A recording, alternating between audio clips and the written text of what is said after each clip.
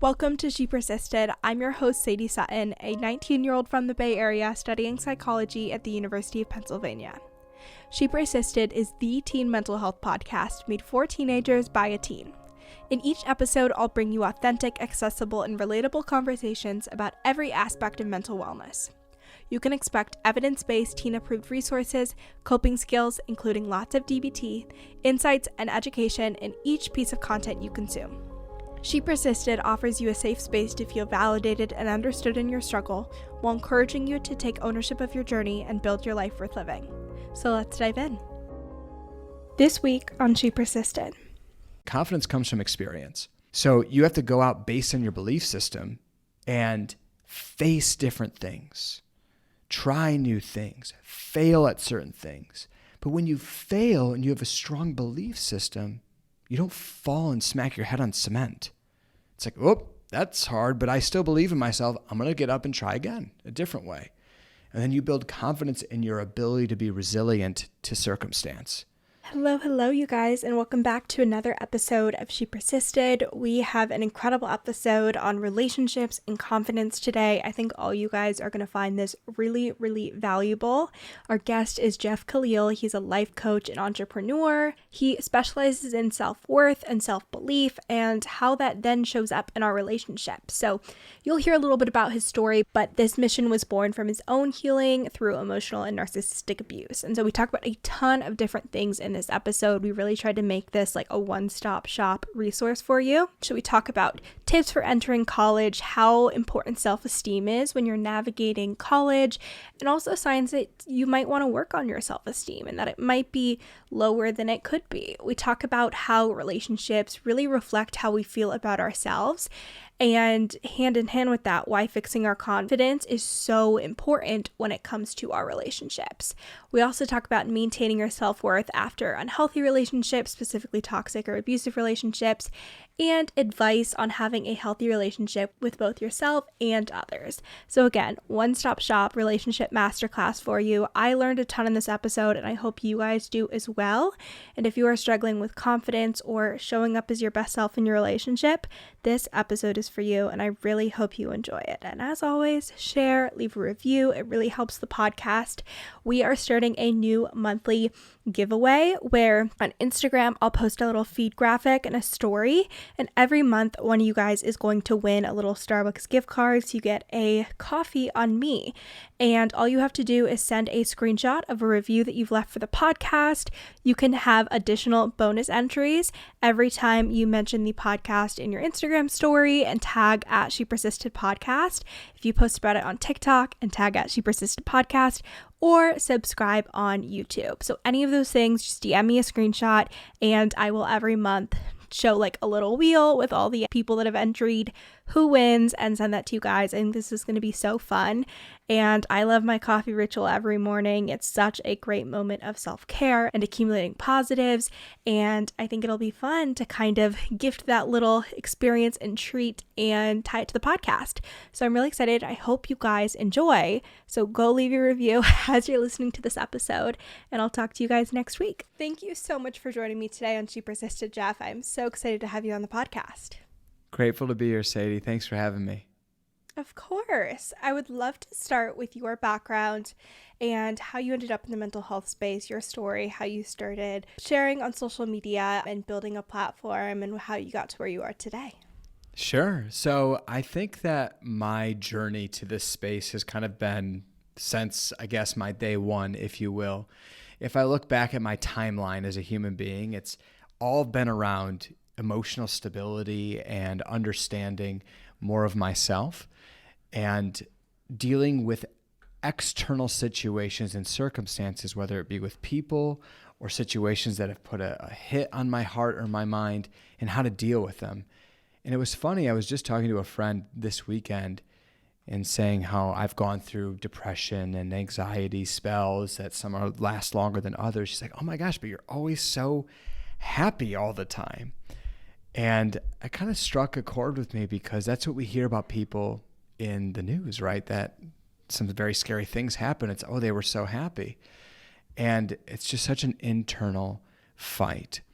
And so I think I can really pinpoint my day one, if you will, Sadie, to go back to that, is when I transitioned to college. And when everything changed, my friends are different. I wasn't surrounded by my family. I wasn't surrounded in my own home. I had to make a decision to become consciously my own individualistic human being. And I think that put a huge toll on my mind. And it led to a lot of self-discovery work. And from there, that's, I think, where it pinpointed and I became enthralled in it and how different communication nuances can change a whole entire sentence. How the smallest things that you eat even can play a huge part into your mental health. And that's been probably the most recent understanding, is how our gut health affects our brain. And then also the different human interactions and the people you surround yourself with and how they can enhance your mental health or decrease it. And so I've went through a pretty extreme experience of that exact moment probably 5 to 6 years ago now. And I started doing the healing work for that in the pandemic. And when I did that, I was just sharing my journey and my story and the things I was learning. And that is where my social media into the mental health space kind of came together. And that's where you will see me today. I want to talk to you about that transitional period of college because so many listeners are either already in college or it's on the horizon. And it's a point that many individuals identify as being a shift in their mental health because there's so many things that change, whether it's relationships or routine. It's just really a challenging period of time if you don't have a foundation in place. So if you were to go back, knowing now that it is such a period of self-discovery, you learn so much about yourself and there's so many things that you can't necessarily plan for. But with the context that you have now, what would your advice be to someone going through that transitional college experience? It's a great question. I think for me, if I were to go back in time in hindsight and say, Jeff, if you did these 3 things, right, you're going to have an amazing college experience, so make sure that you do them. One is define what your community means to you. So here's the general rule of law. Community builds health in people. So if we know that, now just the question is, what kind of community is that? Is it around music? Is it around sports? Is it around social settings like potentially Greek life or the arts? It doesn't matter what it is, as long as you are willing to put the time and energy into building the relationships with those types of people, because then you have similarities in what you care about. And you can do that by looking at what was your community like in high school, middle school. What did you like? What didn't you like? What would you change? What would you keep? And so it's establishing, what does that community look like? And the second thing is understanding the part you want to play. And so we all have characters that we kind of play as in our lives, whether there's a work version of me, there's home version of me, there's when my kids are 3 version of me, and probably when my kids are 13 version of me, right? We have different dynamics of ourselves. And so I would tend to say is the things that you didn't love about yourself in high school and before, you get to let go. But the things that you do love about yourself, you want to try to find a way to double down on those things. And the way you do that is you don't look at the mere surface, is you need to peel back the onion and look at what are your core values? Because that's what's going to take you into every aspect of your life. The community that you build, the people you surround yourself with, the relationship romantically, the people that you connect with, and may even direct your entire career path. So number 2 is understand your core values and really what matters to you, what you believe in most. That is your foundation, right? And then number 3 is, we've heard it said so many ways, and one is, get comfortable being uncomfortable. I'm going to tweak that just a hair and say embrace the uncertainty. And why I think that's a little bit different is uncertainty happens to us more than us creating it. And when you go to college, it's just happening to you. It's like this is a whole new realm and world, and you're not going to be comfortable. So getting comfortable being uncomfortable, it's like, okay, duh. But choosing to embrace something is actually almost falling in love with it. That's the nuance that I kind of want to play in here. Is getting comfortable with something is very different than embracing it. Mm-hmm. Embracing it is like, I'm facing you head on. I love you for what it is, and I'm going after it nonetheless. Mm-hmm. And so being okay with that process, because it is just that, and being graceful with yourself during your process. Don't be so hard on yourself in terms of what you need to accomplish at the time that you need to accomplish. If we can take baby steps along the way. Oh, okay. I'm going to add a fourth one. Sorry, Sadie. The fourth is, in high school and middle school, what was consistent is that your life was written for you. You went to this class, then you went to that class, then you went to sports, then you went to music, right? Then mom made you breakfast, lunch, and dinner. Typical, I suppose. There's always different nuances. College, it's like, here's your blank canvas. Mm-hmm. Good luck. And so in that essence is you have to regiment your own life. Give yourself a routine, give yourself a schedule, and that will allow your mind to feel like it's making progress each day. And when you make progress, that leads to happiness. And when you have the feeling of happiness, the other things have a harder time to sink in. So. Yeah, I love that last point. It's something I've touched on a couple times in the podcast and tried to explain, where it's like, if you can just put yourself in autopilot on like a positive trajectory with your morning and your night routine and the classes you're taking and the things you've committed yourself to, without actively every single day being like, how am I making progress towards my larger career goals? It takes a lot of the mental stress out of it, and it makes it a lot more sustainable to be like, okay, I am in college and there's like endless choice points as far as what I want to do with my life and moving forward, but I know I'm making progress because all of these like little micro moments are pushing me in the right direction.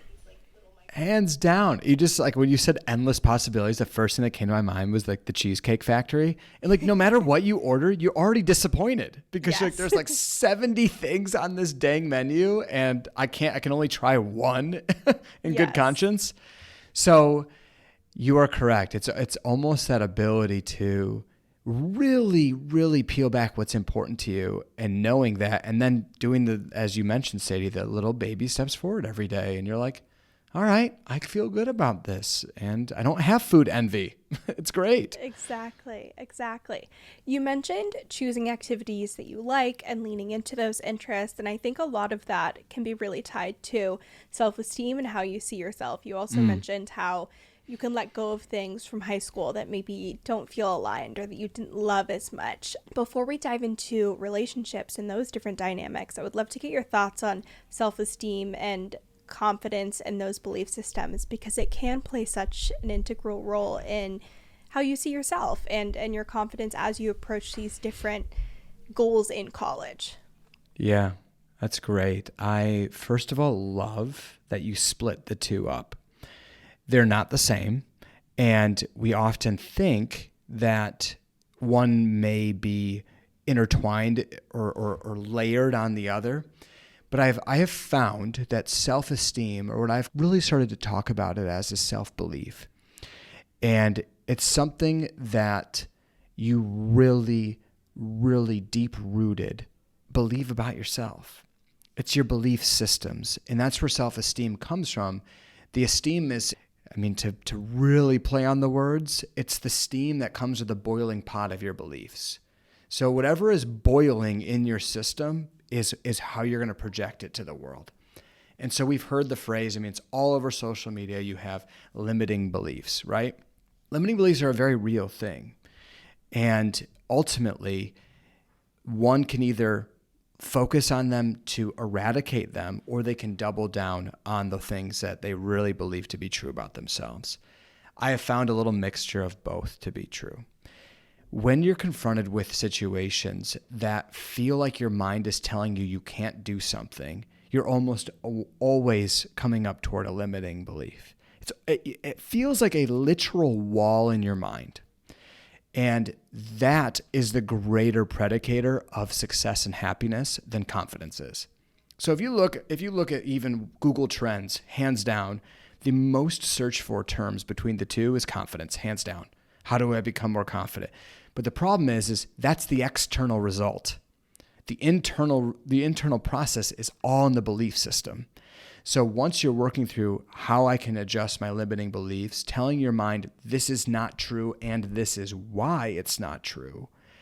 And then here's the biggest kicker. It's understanding the root. If you chop off a plant at the stem, it grows back. If you rip it out root and stem, then you have a fresh plot of dirt that you can plant something new. So you need to understand when, not why it happened, not why you believe this way, which so many of us will think, why do I believe this way? You go this vicious cycle of why. Go back to when. When did it start? Because then if you can pinpoint that, you can challenge that thought, rip that out root and stem, and then tell your mind exactly why that's not true. Instead of why is it, it's why it's not. And this is because X, Y, and Z. Then I usually take the affirmation process and write 1 to 2 affirmations for that specific belief to then fight against it. And I always tell my clients that if your mind is actively fighting what you're saying, you're probably attacking the right belief. So it's like, but if you beat down a wall hard enough, it will eventually break and you will fix your thought patterns. You will have belief in yourself and move forward. Because remember, our beliefs, our whole childhood is everyone telling us who we are. So some of that's really positive, some of it isn't. And so you just have to fix some of it. And that's our responsibility as adults. Then from the confidence side, confidence doesn't come from saying affirmations in the mirror. Confidence doesn't come from just sitting around believing that you're a legend for whatever reason. Confidence comes from experience. So you have to go out based on your belief system, which should be strong at that point, right? And face different things. Try new things. Fail at certain things. But when you fail and you have a strong belief system, you don't fall and smack your head on cement. It's like, oh, that's hard, but I still believe in myself. I'm going to get up and try again, a different way. And then you build confidence in your ability to be resilient to circumstance. Confidence comes from failing oftentimes with the backing of a belief system that doesn't allow you to fail, if that makes sense. I think one thing that's really challenging with confidence and self-esteem work is how normalized our own perception of ourselves is. Like, I think if you have that certain beliefs for a really long time, you're like, well, that's just how I see myself. And maybe you hear how other people speak to themselves, but you're like, well, maybe that's not realistic, or maybe they're not fully telling the truth. How do you guide clients on when it might be time or it might be beneficial to do self-esteem and confidence work? Because again, it is so subjective. It's one of those things that feels less directly correlated with your mental health. Like if you constantly have really low self-esteem, maybe that will lead to depression or anxiety about how you're perceived, but it's not as direct of a correlation as some other symptoms that can kind of just like lay dormant for a really long time. So how do you guide people on when it's helpful to work on self-esteem and confidence and when it's like, okay, it's working, why fix what's not broken, and kind of differentiating between when that is a point worth focusing on or not? Sure. I think the best types of guidance and the best types of paths begin and end with the right questions. And so often when my clients are saying certain things, or even like people DMing me, even friends, it's all truly based on my own curiosity. I'm like, okay, can you tell me why you feel that way? They're so used to telling their narrative. Like, this is my story. And everyone's like, yes, that's your story. And, but then you have somebody say, wait, that's your story, but why is it? Yeah, exactly. You question the entire story, which they're like, wait a second, I haven't thought about it being any different than this. And then they kind of go on, well, it's because that's what my life's been told. They're like, why my life's been living this way? Okay, but why has it been living that way? So because that's what happened. Well, why did it happen that way? I mean, there's sometimes, Sadie, where I probably ask 5 or 6 times. I just keep making them peel back the onion until I hear something like, well, because my cousin did this one thing to me when I was a little kid and I didn't know what he was doing or what she was doing, and this is what happened. I'm like, oh, that's why. Mm-hmm. And like that gives me a chill, kind of can bring me to tears thinking about that, because people repress that stuff.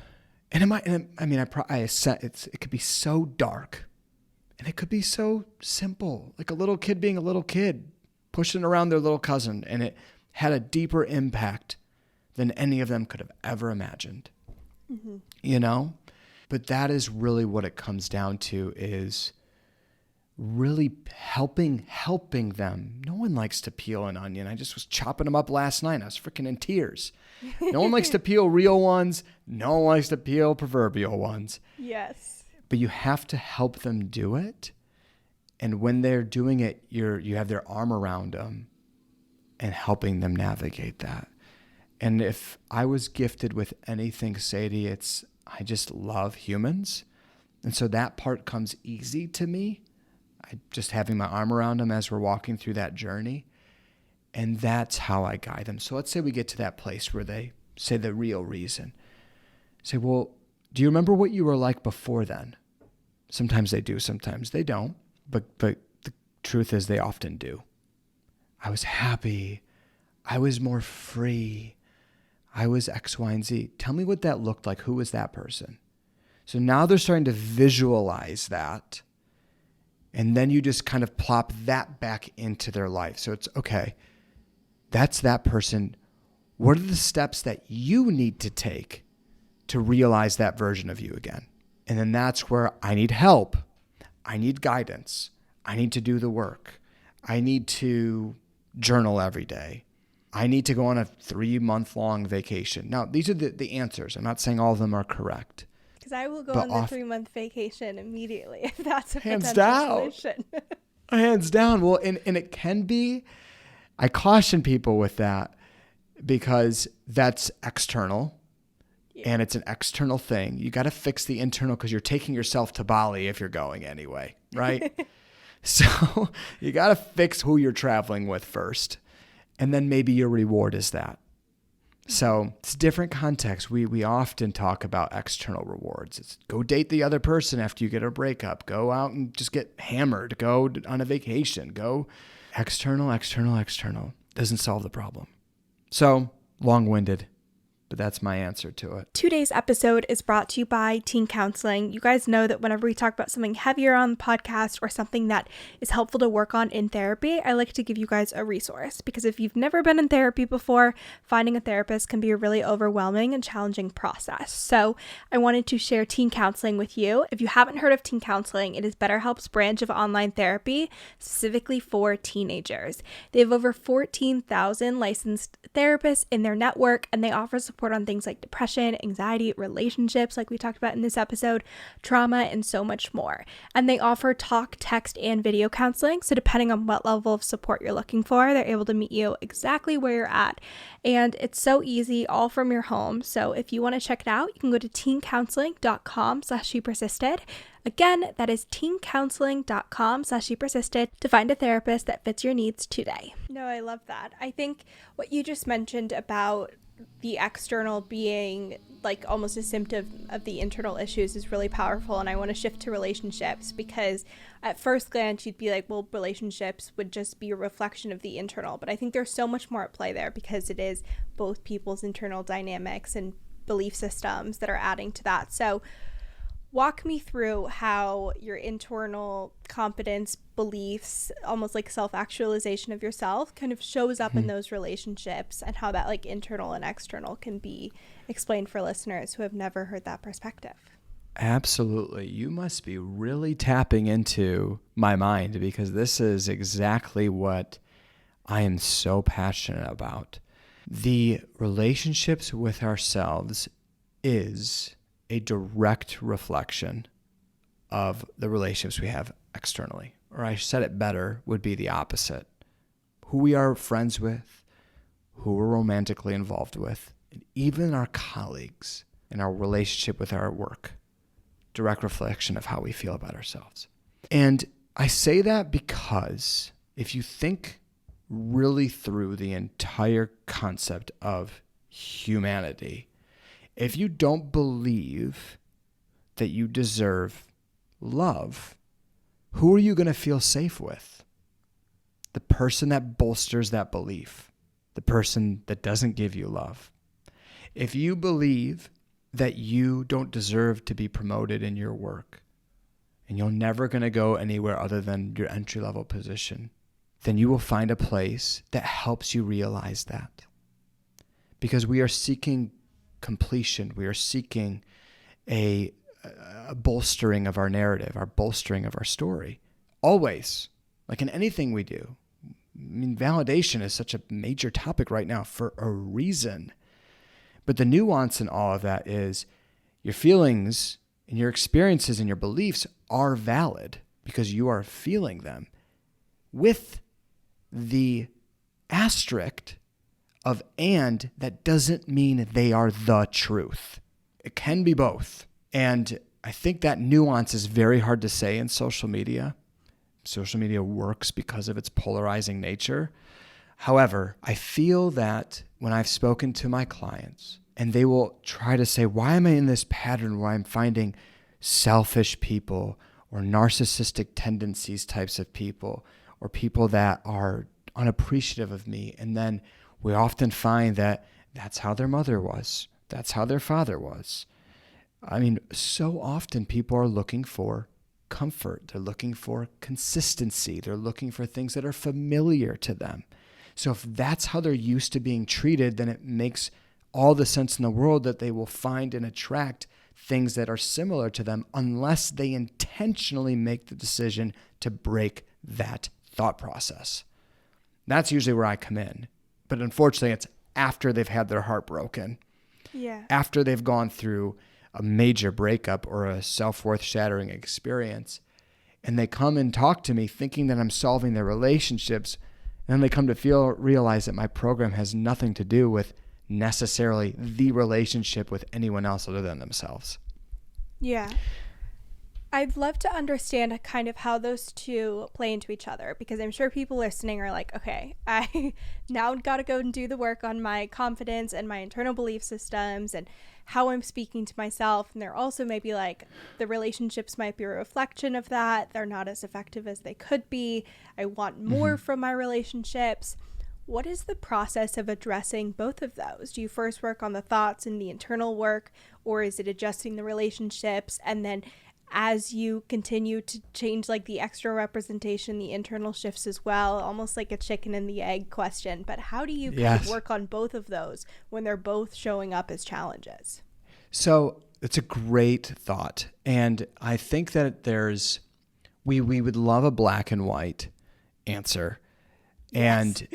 And there's usually never a black and white answer within relationships because, to your earlier point, Sadie, humans are gray. They're all from their different experiences and nuances, and they come together as one eventually, right? Now, here's what I will say to that. I believe that they both can be done simultaneously. I think if you want the greatest results, you focus on yourself first. That's why being single is such a gift. I mean, here's the deal. I was single for 90% of my life. But then when I got into a serious relationship, that moved quickly because I knew exactly what I was looking for and what I wanted. I had enough relationships where like I had my heart broken enough where I knew what I didn't want. But it came later in my life. I was single all throughout high school. I was single pretty much all the way through middle school, right? So I had time to self-reflect. So I'm going to start with that. Self-awareness is essential. What do you care about? What are you interested in? Who are you? And why are you the way that you are? Like, do you know your tendencies? Do you know how you behave? Do you know why you behave the way that you do? Every time you go through an experience, it's asking yourself, why did I go through this? Why did I act this way? Why was my reaction this way? What could I do differently the next time? That is all self-awareness types of questions and behavior that you can work through to tweak the nuances and adjust. That's phase one. Now, to say like, hey, let's cut off all contact with all human beings while I work on myself, like, let's be a little bit more realistic. You might find somebody attractive and then you want to talk to them, and there's a time for protection and there's a time for, please stay away from me while I work through this. But then there's like, but maybe I should test the waters. So if you're testing the waters, what you can do is write down all the things that you expect in a partner. And then maybe you write, they're confident. Okay, that could be 6 different things to 6 different people. What does confidence in a partner look like for you? What does kindness in a partner look like for you? Do you care that they have unconditional love, or is conditional love okay for you? I don't know many people that it would be, but write down why and what it looks like. While you're doing that, that's when you go back to your belief system, addressing the beliefs, addressing the limiting beliefs, and really understanding perhaps what happened in your childhood or early adulthood that created those beliefs, and then fighting against them. Then it's going into confidence, which is understanding your goals, understanding your, like, what do you want in your life? What do you want? And not just your like career. It's what do you want in your relationships? What do you want in your finances? What do you want in your family? What do you want in your friends? And what do you want in your career? So it's many different things. And then for me, if you're like me, it'd be what do you want for your faith, right? So it could be all these different things. From that standpoint, understanding, okay, I want these things. Now, who am I to ensure that I don't lose myself as I go get them? So I don't adjust with every partner I talk to. I don't change for every career I try to go after. That's establishing your core values. Getting down to 3 core values that matter the most to you. 3 to 5, I'll give it. And then from there, it's testing the waters, moving through experiences. So if you really want the chicken and the egg, in a perfect world to simplify it, you'd be at a place where you are self-aware. You have a relatively strong belief system. You're not thinking devastating thoughts about who you are and telling yourself a terrible narrative. And you're clear enough on what matters to you most and the goals that you have for yourself. That would be ideal. And then you would be able to find a partner that aligns to that. And the cool part here is they don't have to be the same as you then. They don't have to have 100% similar interests. They need to be aligned on your core values. And that's pretty much it. And maybe your goals. At least enough where they believe in you just as much, if not more, than you believe in yourself to help you continue to grow. The other side of that coin that I want to ask you about is when things don't go in the ideal path, and it's whether it's a reflection of not having done the internal work, not sticking to those core values, or those dynamics that are less than ideal, and whether that's maybe just ineffective communication, maybe it's an unhealthy relationship, maybe it's an abusive relationship. How do you work through that process and navigate that? Obviously, we have the steps for going into a relationship and setting yourself up for success, and also doing the internal work so you can show up in the relationship how you want to. Sure.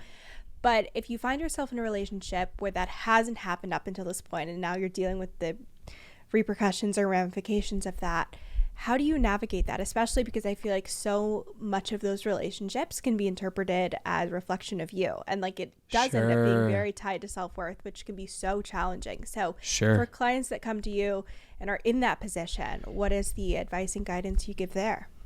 It's great. I think the most important thing here is, while overarching, the whole big picture is that our relationships are a reflection of ourselves.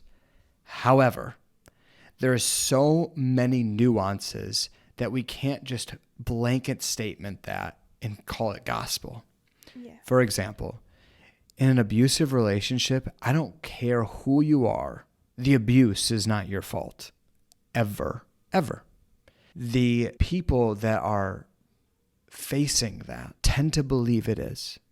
And I know that only because of the people I've worked with and my own. But mainly when you see it from a third-party perspective, it shifts. So the way I work through that, Sadie, is 2 things. 1, you have to look at one thing first. What can you and can't you control? Believe it or not, that simple exercise opens many different windows. And it's people think that they have so much more control over the things that they actually don't. They can never control somebody's actions. They can't control another person's reactions. They can't control their words. They can't control their thoughts. They can't control the weather, their career, sort of. I'll get to that in a minute. They can't control everything to its full capacity. Now, they do have control over slivers of each. So if you were going in screaming at your partner, do you think that might affect how they speak to you? Sure. Definitely. Yeah. Right. That's what you can influence. And so when you look back at yourself, I always ask them, hey, Sadie, what could have you controlled in this situation? And usually it's somewhere like my tone of voice was strong. I was kind and empathetic. I was a little short, could have been a little bit more expressive of how I felt. So it's those types of things. So if you can confidently look in the mirror and say that you've controlled everything that you can, and they still acted the way that they did, then you have two options. One, you call it a fluke and they had a bad day and they usually come and apologize. Really, people are people. They got their issues. People lash out. They don't mean to. But then the second is it's a pattern. It consistently happens. There's no change or growth. So when you have the latter, you know where you stand. It's very clear. So now that doesn't define you as a person. What then defines you is, what are you going to do about it? So now it's clear. We've peeled back the onion. We've discerned the differences between what is really in your control versus what's not. Now, are you going to make the choice with the cards that you have, or are you going to choose to stay in the dynamic? And I think that is really where it comes down to, is you have to get to a place. Everyone knows they can break up with somebody, but they always feel guilty.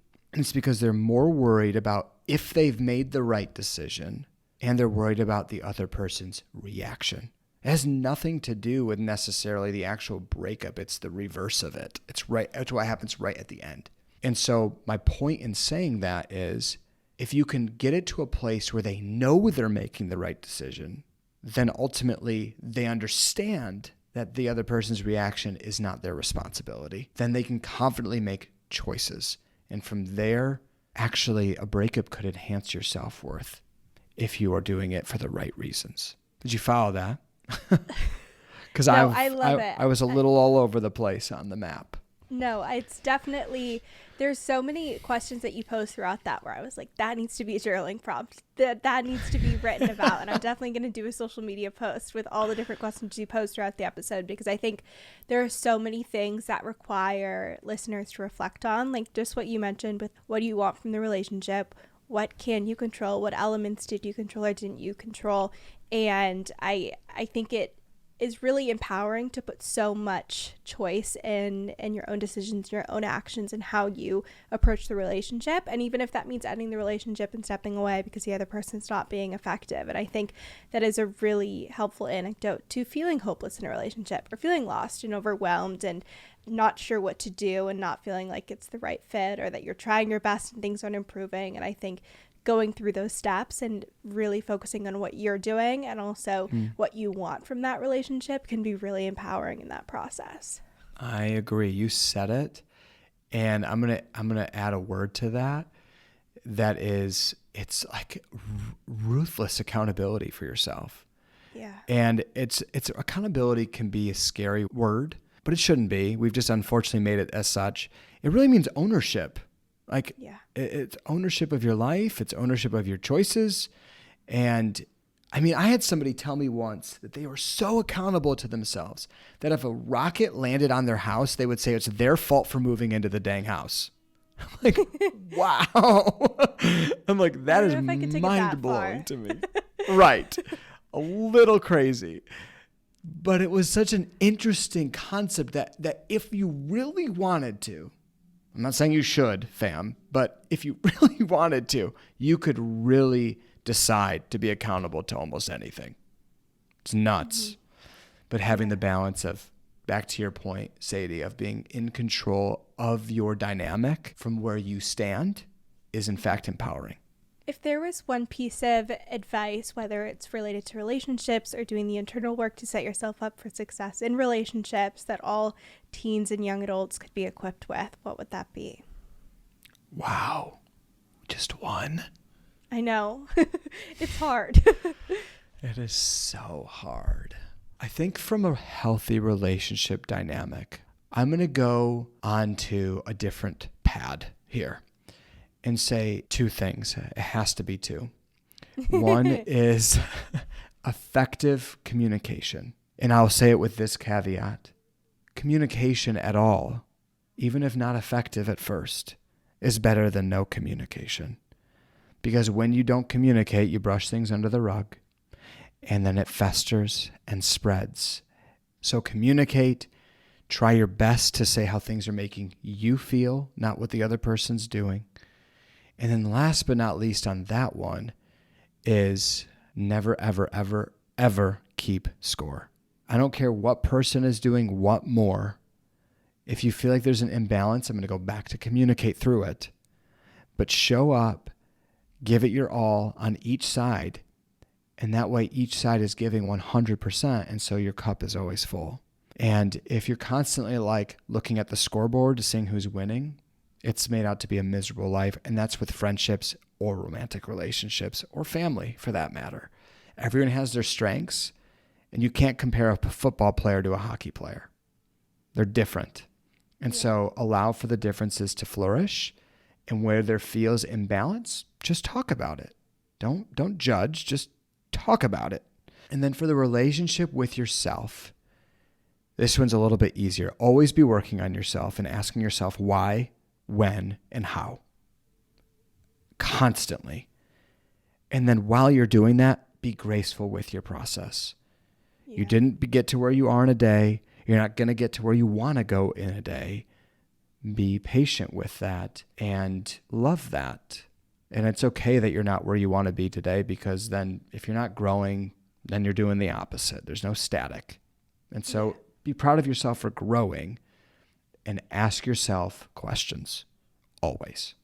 Be really curious about you. It's kind of freaky that we can live in our own minds all day and not fully know who we are. Yeah. It's also kind of fun.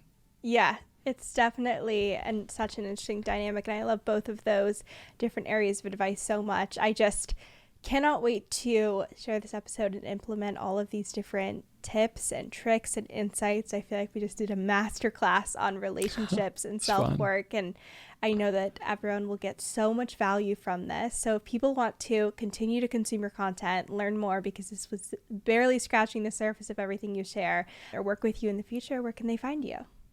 They can find me. Best place is on Instagram. It's probably like my hub of my community, and you can just find it by my name. It's Jeff, Kallil. And my program, YouTube, and everything else from there stems from the Instagram. So that's the best place to find me to start. Amazing. Well, thank you so much. This was absolutely incredible, and I am so grateful that you came on She Persisted. Thank you for having me, Sadie. It was so fun getting to know you and talking, and look forward to hopefully joining you again. Thank you so much for listening to this week's episode of She Persisted. If you enjoyed, make sure to share with a friend or family member. It really helps out the podcast. And if you haven't already, leave a review on Apple Podcasts or Spotify. You can also make sure to follow along at She Persisted Podcast on both Instagram and TikTok, and check out all the bonus resources, content, and information on my website, shepersistedpodcast.com. Thanks for supporting, keep persisting, and I'll see you next week.